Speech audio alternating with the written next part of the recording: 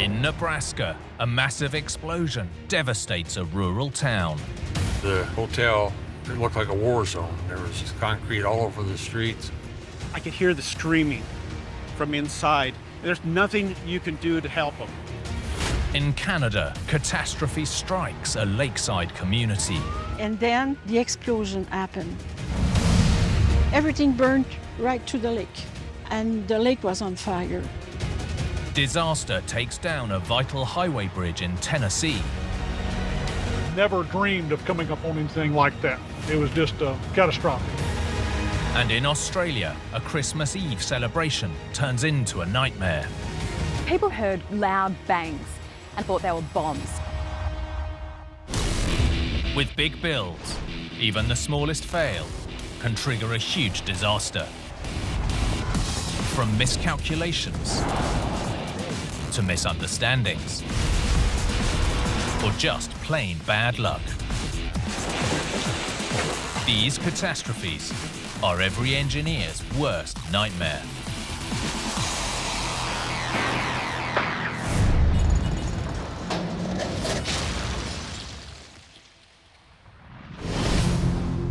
In massive engineering, every part, no matter how small, is vital.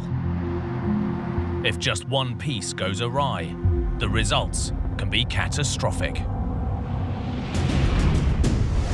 Like this disaster in Nebraska, as an explosion ripped through the heart of small-town America. The whole station just shook when that explosion went off. The blast hurled massive chunks of concrete across the street. With a luxury hotel reduced to ruins. There were flames shooting out most of the windows, and the smoke could be seen for 15, 20 miles away.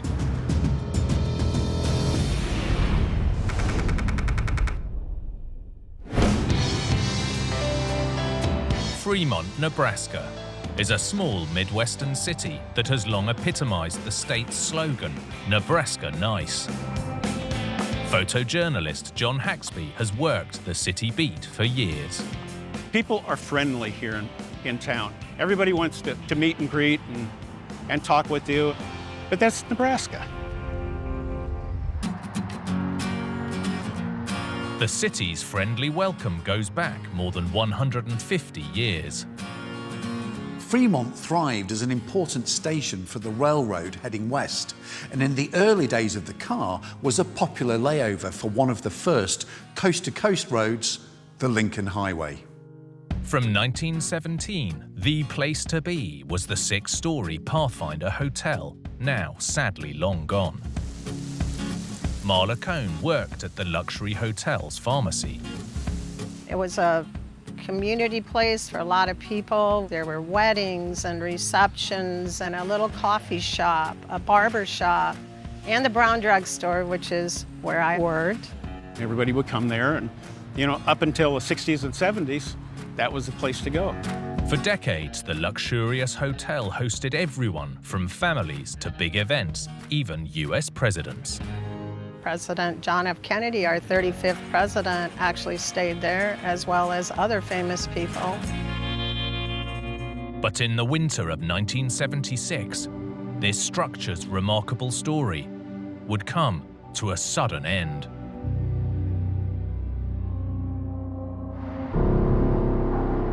January the 10th, on a cold Saturday morning, a strange smell in the Pathfinder Hotel was bothering guests and staff, like Marla Cohn.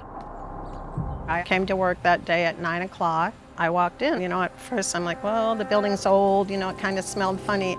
So to me, it wasn't, that super abnormal. Marla might not have been overly concerned, but the smell had others seriously worried. Before you know it, they were like, we need to evacuate. So I went to grab my coat and my purse. It was freezing out that day, very, very cold. And the next thing, there was the explosion. At 9:30 a.m., a blast ripped through the Pathfinder, hurling debris across the street. A firefighter at the time, Don Sawyer, was on call. I was cleaning the window in the front of the fire station. The whole station just shook. You could feel the concussion, and right away the captain knew we had a problem. Don and his team headed to the scene, as did journalist John Haxby. They arrived to an inferno. The smoke could be seen for 15, 20 miles away. There were flames shooting out most of the windows. The hotel, it looked like a war zone. There was concrete all over the streets, this smoke and fire coming out of the building. Inside, 2 whole floors had collapsed into the basement, taking Marla down with them. I realized I had fallen through the floor, and I was down there just basically in a pile of rubble and cement. I could hear people up above, and they're like, we need to get her out of there because this could go again. Marla was rescued from the rubble, but on the top floor, others were still trapped. There were some survivors that were up there. They were on the other side of the hotel where they could get some fresh air out of the room. The thing that I remember most, I could hear the screaming from inside. There's nothing you can do to help them. People were all over just trying to help and see what they could do. Nearly 5 hours after the blast, the fire was finally extinguished, along with the fear of another explosion. We've had some large fires, but this was the biggest thing that ever happened to me.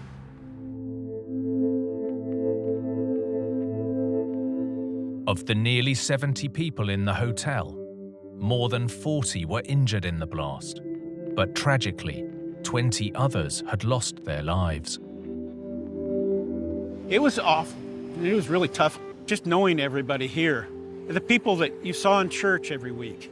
You know, you go out to the grocery store, you run into them, and when you lose somebody, you take that to heart, because this is family. There were a lot of special people that lost their lives. Mothers, fathers, aunts, uncles, sisters. A lot of people did say to me, you're one of the lucky ones. As the city mourned, the obvious question was, why had this cold Saturday morning turned into a tragedy? In the wake of the disaster, the authorities launched an investigation. The first clues came from survivors like Marla, who knew that the hotel had recently switched heating fuel from oil to gas. They had been using oil at the hotel prior to that because it was so cold and they wanted to save the gas, the energy for other businesses and homes and everything, and that they had just been given the go-ahead to start using their gas again. The unusual smell that prompted the evacuation had been a chemical added to the natural gas for this very reason. Chemical engineer J. Patrick Abulencia explains. Natural gas is typically odorless and colorless. So what they typically do is they add an odorizer, which allows people to smell it if there's ever a gas leak. The odorizer is a chemical called methyl mercaptan. It smells of rotten eggs so that people realize there's a leak and want to get away from the danger.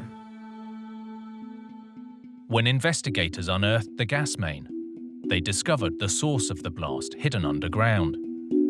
The connection between 2 gas lines that fed the hotel. Now, what happened is that there was a coupling that connected a 4-inch pipe to a 2-inch pipe. So the 4-inch pipe was manufactured by one company, and then the 2-inch pipe was manufactured by a different company. Now, when you have 2 different setups on a pipe, when you try to connect the 2, sometimes they don't take into account the design features of each side.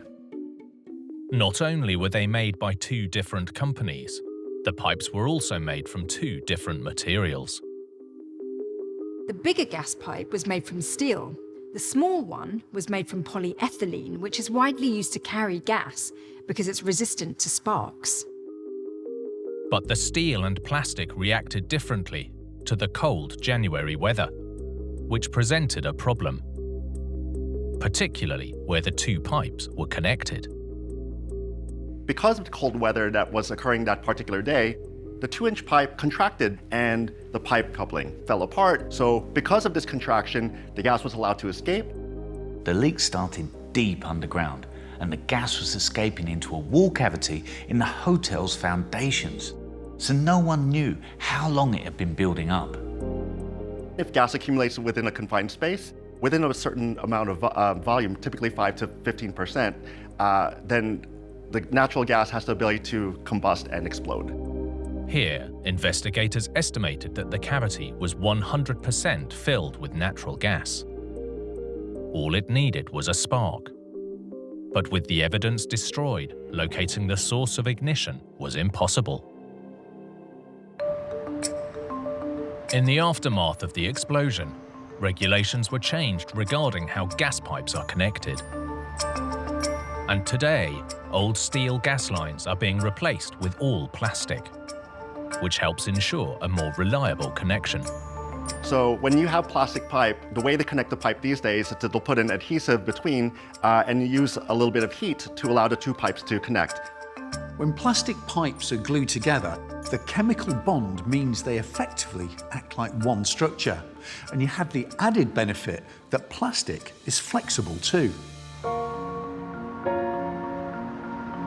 While rule changes and new technology will save lives, decades later, Fremont still remembers the disaster that took so many. A couple weeks after that happened, our captain took the shift up there and we went through and walked through the whole thing to kind of get a more of a perspective of how things were. It was just terrible. So they decided to go ahead and tear it down. And yet, in the years since the tragedy, residents have always held on to their firm belief in Nebraskan hospitality. Everybody looks out for everybody else. When there's any kind of a crisis, we've all stayed close, pulled together. You know, 40 years later, it's still like it was yesterday. It's just, you remember everything. You know, and all the years of covering things, you have to remember the people that perish. And I'm glad there's memorials up now.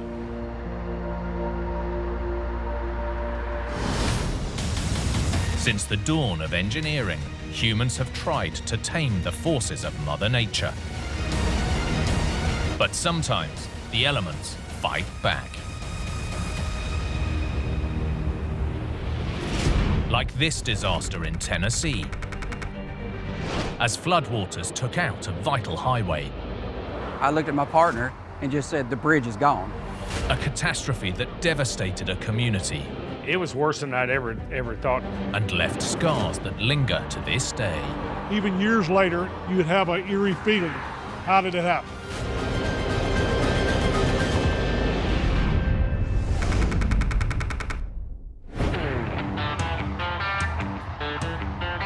Tennessee. A state with a story that's been shaped by its most famous waterway, the wild Mississippi River. The Mississippi River is massive, pouring almost 17 million liters of water into the Gulf of Mexico every second, all thanks to around 250 tributaries that gather water from 32 states and 2 Canadian provinces. One of those tributaries is the Hatchie River, which flows across western Tennessee. J.T. Poncho Chumley is a retired local sheriff. Whenever you get onto the river, instead of just one straight channel, the river has so many bends and turns in it. It's a good river as long as you respect it like any river. And that respect is due wherever the river and engineering meet. Like here in Tipton County, where US 51 crosses the Hatchie. Jeff Huffman is the county executive. US 51 is a major 4-lane highway that connects all of West Tennessee to the Memphis area and then below Memphis into Mississippi. US 51 is a vital highway and stretches more than 2,000 kilometers from New Orleans almost to the Great Lakes. In Tennessee, more than 20,000 vehicles use it every day.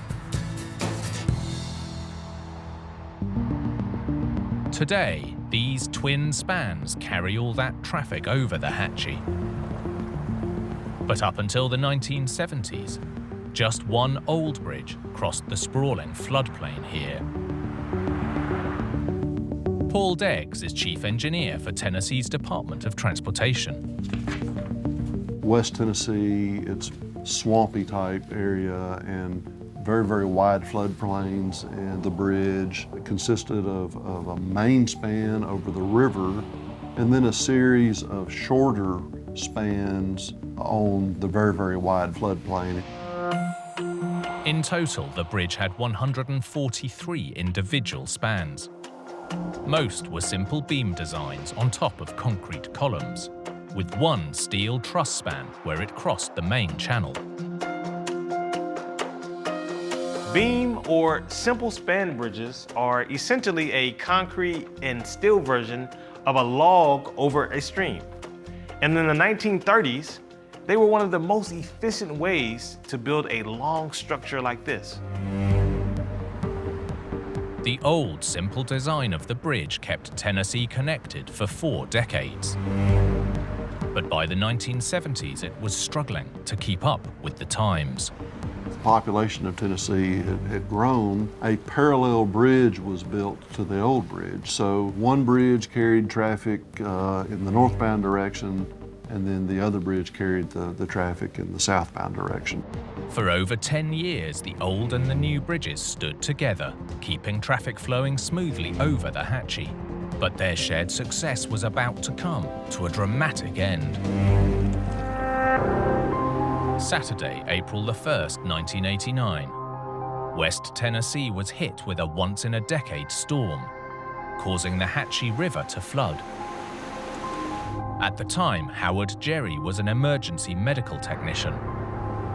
I was on duty that day at the hospital for the ambulance service, and it was becoming late in the evening, and the call came in. A vehicle had gone off the bridge. We immediately responded.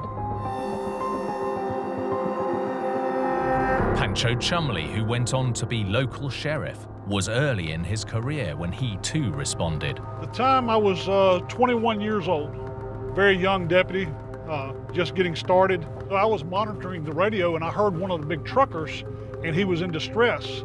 And you could tell that in his voice something was wrong. In the pitch black night, the true scale of the damage slowly became clear. When we got up here, we looked over to the northbound bridge, and I said to my partner, I told him, I said, there's not a vehicle off the bridge is gone. This is about where the bridge started, the old bridge. I thought the whole bridge is out. And that's the first thing that I remember. And that's when we realized what we were really up against. 3 spans of the old bridge had dropped into the floodwaters. But that wasn't all. 5 vehicles had driven into the void. This is something that we had not seen before. A section of the bridge being gone, but then realizing that people were under it. Never dreamed of coming up on anything like that. It was just, it was catastrophic. First responders scoured the wreckage for survivors. But the news wasn't good. When we climbed down, we looked and we could see 3 patients in the first car. And we knew at that point in time that they had fatal injuries. We didn't find any activity other than the whole slab down, and we didn't see any survivors.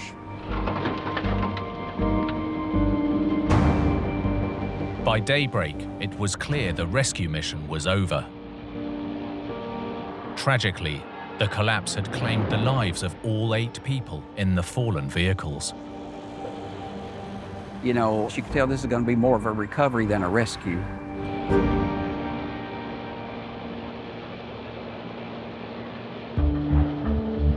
While the recovery team cleared the wreckage from the old bridge, investigators arrived on the scene. The new bridge had made it through the flood completely unscathed. So the obvious question was, what was different about the old bridge? The answer lay in the design. Paul Deggs from Tennessee's Department of Transportation explains. One of the big differences between the 2 bridges, with the new bridge, we had a continuous concrete deck to where if something moved on one span, the other span pulled back in the other direction. The old bridge consisted of what we call simple spans, in that from pier to pier, the spans were not connected.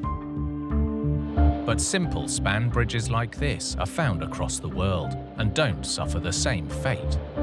Here, there was an additional factor in play. Years of human intervention that changed the natural course of the river, and in this case, proved fatal.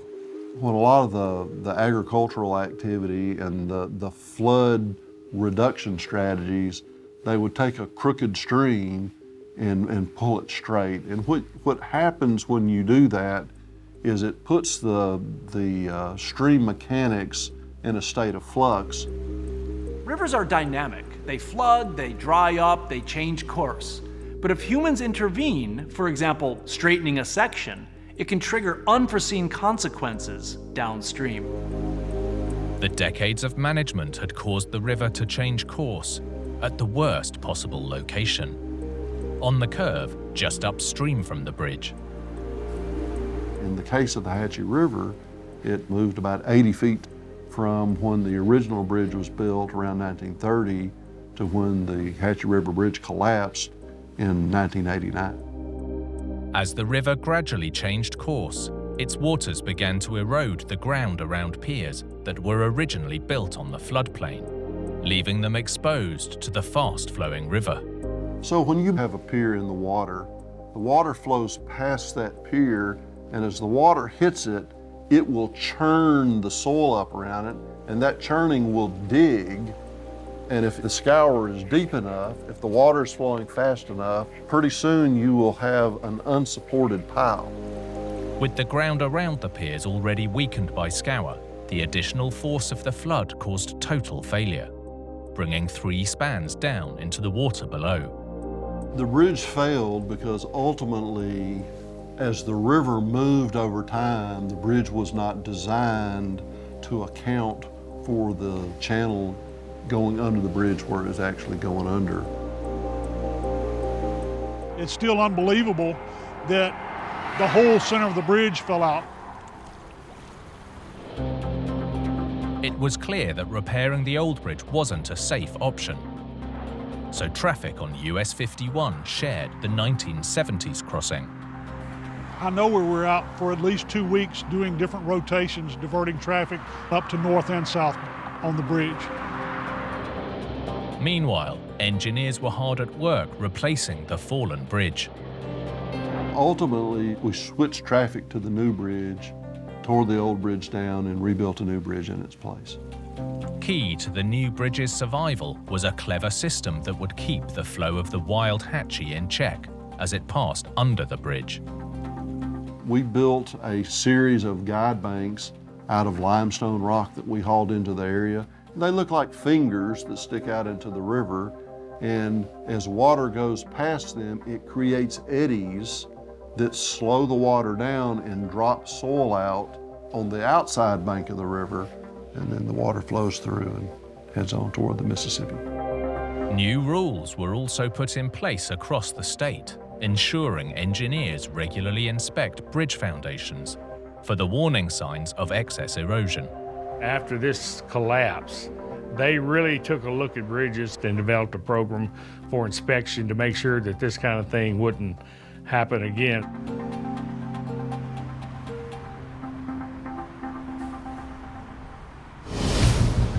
Big engineering isn't over once the construction crews leave the site. Any weakness in day-to-day operations can lead to catastrophe. Like this disaster in Quebec, as explosions ripped through a lakeside town.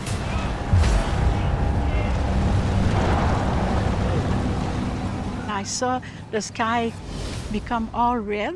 All people saw the town burning. It was hell. The tragedy nearly wiped a city from the map. La zone qui a été détruite ici, là, qui représente à peu près la moitié du centre-ville. And revealed a weakness in a crucial rail safety system. This was one of the worst rail disasters in Canadian history.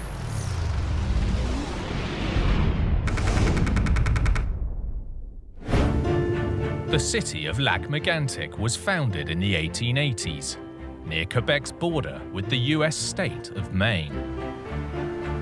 Nestled in rolling hills, this lakeshore town is a popular tourist destination. Gilles Flouet grew up here. C'est un endroit pour les gens qui aiment vivre le plein air. C'est pas une zone urbaine très urbanisée, c'est plutôt campagnard, mais c'est des beaux paysages. The only thing that disturbs the peace here is the railroad cutting through downtown. In the 1880s, the Transcontinental Railroad system connected Canada from coast to coast, and towns like Lac-Mégantic were built beside the tracks to help keep the trains running. By the 21st century, this was a key route for freight coming from the Canadian and US interiors, bound for Atlantic seaports. More than 4 million tons of freight pass through the town each year, on trains carrying everything from timber to crude oil. For decades, trains would stop for scheduled overnight breaks in the scenic hills, around 11 kilometers from Lac-Mégantic. Diego Ramirez Cardona is a professor of engineering.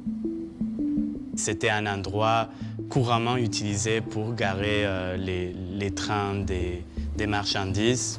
Les conducteurs étaient habitués à dormir à Lac-Mégantic pour reprendre le lendemain.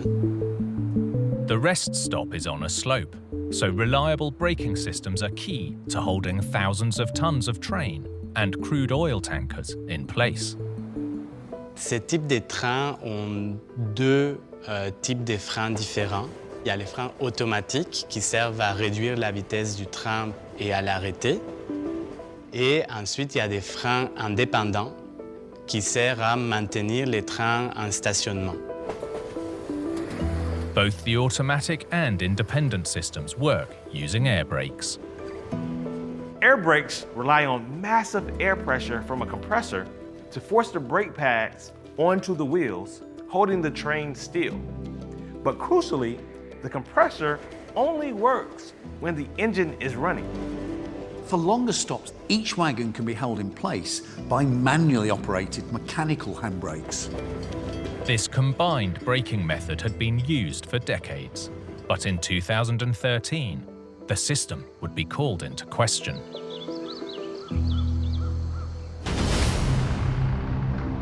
Friday, July the 5th. Gilles Flouet was out in downtown Lac-Mégantic. Ce soir-là, moi, j'ai pris une marche en ville, comme je prends la plupart du temps, à peu près tous les soirs. J'arrivais au Musicafé, où il y avait des chansonniers, là, puis il y avait une soirée agréable. J'ai passé la soirée là, puis vers minuit et demi, mon intuition me disait qu'il fallait que je parte. Gilles' intuition was about to save his life. As he walked home, he saw a train loaded with oil hurtle into town. C'était des wagons, citernes, noirs, qui dévalaient à 105 km/h. The train had more than 70 cars full of oil and weighed over 10,000 tons. J'ai vite réalisé que c'était pas normal parce qu'il n'y avait pas de lumière sur le train, il n'y avait pas de frein qui grinçait. As Gilles looked on, the train took a corner so fast that it derailed. Diane Roy was woken by a call. The phone rang, and it was my mother. She was living just in front here of the train crash. She thought it was thunder or something like that. 63 of the tanker cars had crashed, spilling more than 6 million litres of crude across the town centre, which then caught fire. First responders arrived in minutes, as Diane's mother fled the scene just in time. And then the explosion happened. I saw the sky become all red. It was hell. More explosions rang out.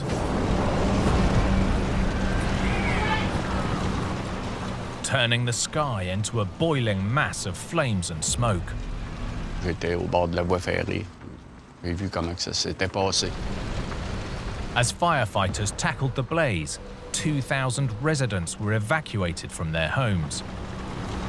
The flames burned for 2 days, and fire crews spent another 2 days dousing the hot, smouldering wreckage. There were airplanes or helicopters flying. We cannot describe what we were feeling. The town centre was decimated. Nearly 40 buildings were reduced to ruin, some with people inside, including the bar where Gilles had spent the evening. Je connaissais tous les gens qu'il y avait dans le Musicafé, dans le bloc aux côtés, puis partout au centre-ville. Tous les gens qui sont morts, c'était du monde que je connaissais intimement. The tragedy devastated the small community. In total, 47 people lost their lives, making this one of the worst rail disasters in Canadian history. Because we're a little town, we lost some friends, many friends. The community was in shock and demanding answers. I was angry that that could happen because people saw their town burning. Within days, engineers arrived on site to investigate just what had caused this catastrophe. They knew that hours before the disaster, the train had been parked uphill from the town when fire broke out on the lead locomotive. Investigators found a black, oily residue on the rails where the lead locomotive had been parked. It was evidence of an oil leak, which had caught fire late that night. It was standard protocol to leave the locomotive's engine running during stopovers. Here, the heat combined with an oil leak explained the initial blaze. But the real problems began when firefighters were forced to shut down the engine. Professor of Engineering Diego Ramirez Cardona knows the case. Les pompiers sont arrivés et pour maîtriser les feux, ils ont dû couper l'alimentation de cette locomotrice-là parce que c'était le carburant qui alimentait la locomotrice qui était en train aussi d'alimenter le feu. With the flames doused, firefighters left the scene. But turning off the engine to put out the fire had also stopped the air brake compressors. Ils n'ont pas vu le problème automatiquement parce que la pression dans le système de frein descend petit à petit. Donc une fois que tout le monde était parti du site, la pression est descendue à un niveau tellement bas qu'il n'y avait plus d'action de freinage sur les roues. As well as the compressed air brakes, 7 of the tanker cars had manual handbrakes applied, which would still have functioned properly without power. But with the primary air brake system disabled, it wasn't enough to prevent the train and tanker cars from careering downhill into Lac Mégantic. Dans les conditions où on se trouvait, c'était un train qui était très lourd et en plus il était en pente. Il aurait fallu d'activer beaucoup de freins à main pour que ça puisse être retenu. As the train rolled uncontrollably into downtown Lac Mégantic, it derailed, rupturing the tank cars, allowing oil to gush out, which then triggered the massive inferno and explosions.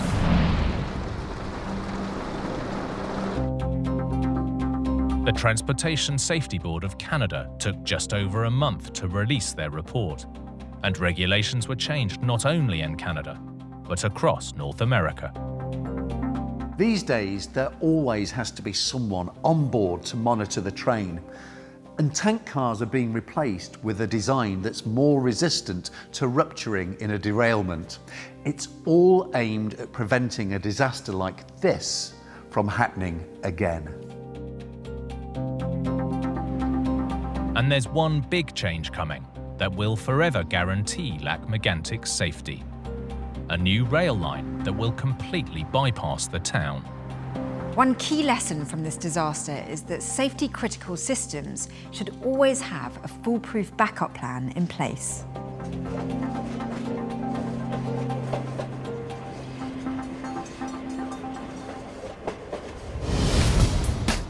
With big engineering, every stage of the project matters, from design to execution.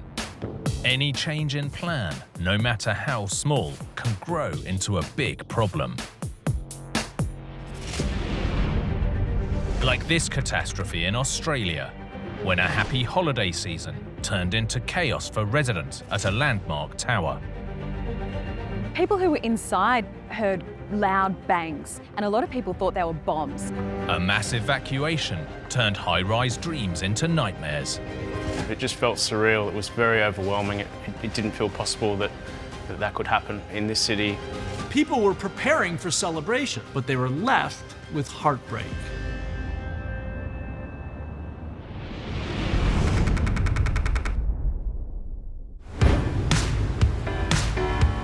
Sydney, Australia is known for its iconic skyline, from the unique Opera House to the famous Harbour Bridge. The city's long been a hotspot for people looking to break into the housing market. And in the late 2010s, as news reporter Lizzie Pearl explains, demand was outstripping supply. There is a saying in Australia, it's the great Australian dream to own your own home. A lot of people, a lot of young investors or young families really felt like they were going to miss out, and that's what created this frenetic energy and this desperation to buy apartments. And this striking tower at Sydney's former Olympic Park would be at the top of every prospective owner's wish list. The triangular tower wasn't just striking to look at. It would give residents an equally stunning view, whether it was across the Olympic Park or towards Sydney Harbour. The 36-storey tower's triangular footprint wasn't the only standout feature. It also had multiple recessed garden balconies on each side. On its opening in August 2018, the tower seemed to have it all and would prove immediately popular. People really wanted to buy an apartment like this. Well, it was perfect because it's a great investment. It's close to transport, it's close to schools, it's close to where you work, and that made this a really attractive buy. For the first few months, everything seemed to be going well. But as the 2018 holiday season approached, residents were in store for an unwelcome Christmas surprise. December 24th. Residents of the 36-storey tower were settling into their Christmas Eve celebrations. A beautiful summer's day here in Sydney. In the afternoon, there would have been prawns in the fridge, white wine chilling, families getting ready for parties. At the base of the tower, Nash Kent's bike shop was buzzing. There was a lot of people in the shop. There was families in getting their bikes for their kids for Christmas. Our mechanics were working away, furiously trying to hit all the Christmas Eve deadlines. But celebrations were short-lived, when a loud boom echoed through the building.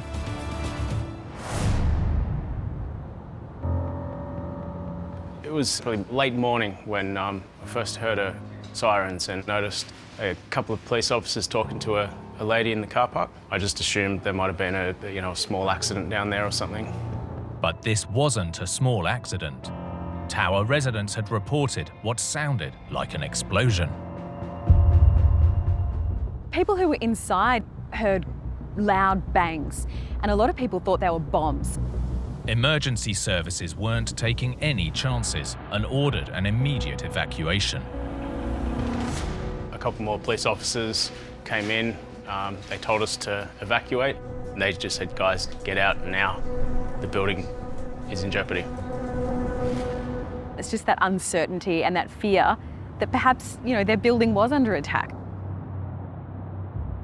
Despite the chaos and confusion, it became clear this wasn't a bomb threat. But something else had people scared.